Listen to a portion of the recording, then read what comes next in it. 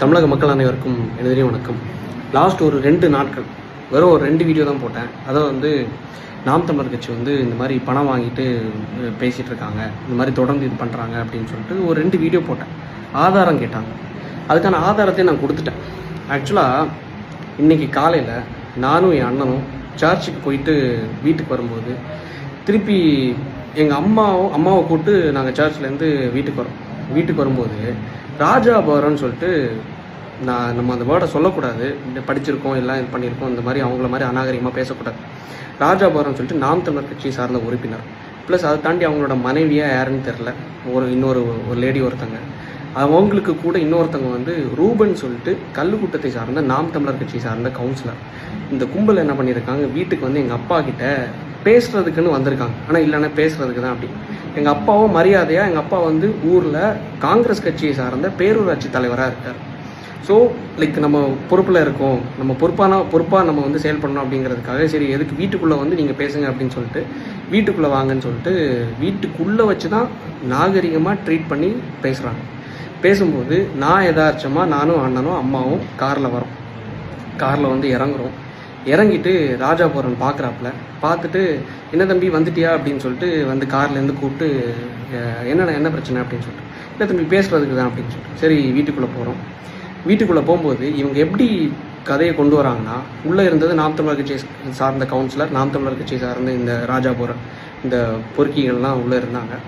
இவங்க எப்படி இது பண்ணுறாங்கன்னா, ஆக்சுவலாக நீங்கள் வந்து நேற்றுக்கு என்னோட அந்த நாம் தமிழர் கட்சி சார்ந்த அந்த ப்ரூஃப் வீடியோவில் என்னோடய லேகியத்தை பற்றியும் பேசியிருக்கீங்க. லேகியத்துக்கு நான் வந்து எஃப்எஸ்எஸ்ஏ லைசன்ஸ்லாம் வச்சுருக்கேன். சார் நான் லைசன்ஸ் கேட்டேன், லைசன்ஸ் இல்லைங்கிறத நான் ப்ரூஃப் பண்ணுறதுக்காக என்னோடய ஃபோனை எடுக்கிறேன், மொபைல் எடுத்து இங்கே பாருங்கள் நான் ப்ரூஃப் பண்ணுறேன், உங்களுக்கு லைசன்ஸ் கிடையாது, ஒரு ஃபுட் ப்ராடக்ட்டை நீங்கள் வந்து இந்த மாதிரி விற்கக்கூடாது அப்படின்னு சொல்லிட்டு எஃப்எஸ்எஸ்ஏ லைசன்ஸ் இல்லாமல் விற்கக்கூடாதுன்னு சொல்கிறேன்.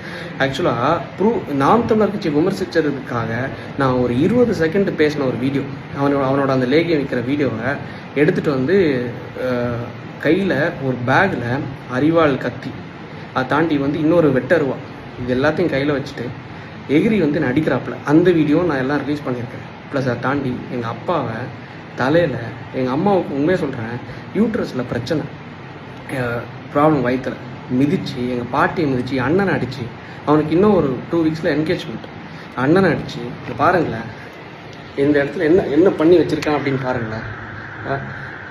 இது பண்ணி கடைசியில் என்ன பண்ணியிருக்கான், வெளியே வந்து உன்னை சும்மா விட மாட்டோம்ல, அதான் அவனோட ஊர் பாஷையில் பேசுகிறான் அந்த பொறுக்கிப்பேன், நீ சாவுன்னா அதுக்கு நான் தான் காரணம்னு சொல்லிட்டு வெட்டருவை வச்சு மிரட்டி பேசி ஊருக்காரங்க வந்தனால கடைசி அடித்து உட்கார வச்சு ஜட்டியோடு உட்கார வச்சாங்க. லைக் நம்மளோட நாகரிகம் அது கிடையாது. ஆனால் இருந்தாலும் இந்த அளவுக்கு பண்ணவங்கள நாம் தமிழர் கட்சி, அதை நான் ஓப்பனாக சொல்கிறது என்னென்னா, திமுக இத்தனை நாட்கள் நான் விமர்சித்தேன், இவ்வளோ நாள் தொடர்ந்து விமர்சித்தேன், 1 வருஷம் கிட்ட விமர்சிச்சிருப்பேன். ஆனால் ஒரு தடவை கூட என் வீட்டுக்கு ஆள் அனுப்பியோ என் வீட்டை வெட்டுறதுக்கோ கொல்றதுக்கோ வந்தது கிடையாது. திமுக சார்ந்தெல்லாம் நான் பேசலை, ஆனால் இருந்தாலும் இது வரைக்கும் நான் அஃபெக்ட் ஆனது கிடையாது. என் குடும்பமோ அப்பாவோ அம்மாவோ அண்ணனோ அஃபெக்ட் ஆனது கிடையாது. ஆனால் நாம் தமிழர் கட்சியை விமர்சித்த 2 நாளில் வெட்டுறது அளவுக்கு வர்றாங்கன்னா யோசிச்சு பாருங்கள். எந்த கட்சி தாண்டியும் எப்படி ஒரு தற்கொலை கூட்டம், கொலகார கூட்டம் நம்ம வளர்த்து வச்சுருக்கோம், இந்த சீமானை நம்பி எப்படி வச்சுருக்கோம், இந்த சீமான் வளர்த்த பிறப்புகள், இந்த உடன்பிறப்புகள், இந்த தற்கொலை கூட்டம், கொலகார கூட்டம் எப்படி இருக்குன்னு மட்டும் பாருங்களேன். நாம் தமிழர் டிஎம்கே வாச்சும் ஐடி விங்கில் தான் விளையாடுவாங்க. ஆனால் இந்த நாம் தமிழர் கட்சி, அதுக்கு முன்னாடி தான் இந்த சுனந்தாங்கிறவங்க வந்து நாம் தமிழர் கட்சியோட ஐடி விங் செக்ரட்டரி, மாநில செக்ரட்டரி, எனக்கு காலில் மெசேஜ் பண்ணுறாங்க, you will face the consequences அப்படின்னு சொல்லிட்டு. நான் அந்த கான்சிக்வன்சஸ் இதுன்னு தெரில, ஆனால் வீட்டுக்கு வந்து வெட்டி கொள்கிற அளவுக்கு இவனுங்க வந்து வரானுங்கிற கான்சிக்வன்சஸ் நான் எதிர்பார்க்கல. சரி ஓகே பரவாயில்ல, கடைசியில் ஜட்டியோட உட்கார வச்சாங்க மக்கள், இது பண்ணி போலீஸ் கம்ப்ளைண்ட் கொடுத்துருக்கோம், அம்மா ஹாஸ்பிட்டல் அட்மிட் ஆகிருக்காங்க. என்ன பண்ணுறது, மக்களுக்காக பேசினா வீட்டில் அப்பா அம்மா யாருக்கும் நிம்மதி இல்லை, எதுவும் இல்லை. ஒரு அட்வொகேட்டாக இருந்து நம்மளை இது பண்ணியிருக்காங்க, வீட்டுக்கு கொல்ல வந்திருக்காங்கன்னா ஊர் மக்கள் வந்தனால, என்னோடய சொந்தக்காரங்க வந்தனால தப்பிச்சோம். இல்லைன்னு வைங்களேன், இன்றைக்கி நான் உயிரோடு இருந்திருக்க மாட்டேன். ஏதோ கடவுளோட புண்ணியத்தில், உங்களோட புண்ணியத்தில் இன்றைக்கி இருந்து பேசுகிறேன். முடிஞ்சளவு இந்த வீடியோவை ஷேர் பண்ணுங்கள். முடிஞ்சளவு இந்த தற்கொலை நாம் தமிழர் கொலகார கூட்டத்தை எந்த அளவுக்கு மக்கள் நீங்கள் நம்பி போய் போடுறீங்கல்ல, நம்பாதீங்க இந்த மாதிரிப்பட்ட ஏமாளிகள். நன்றி, வணக்கம்.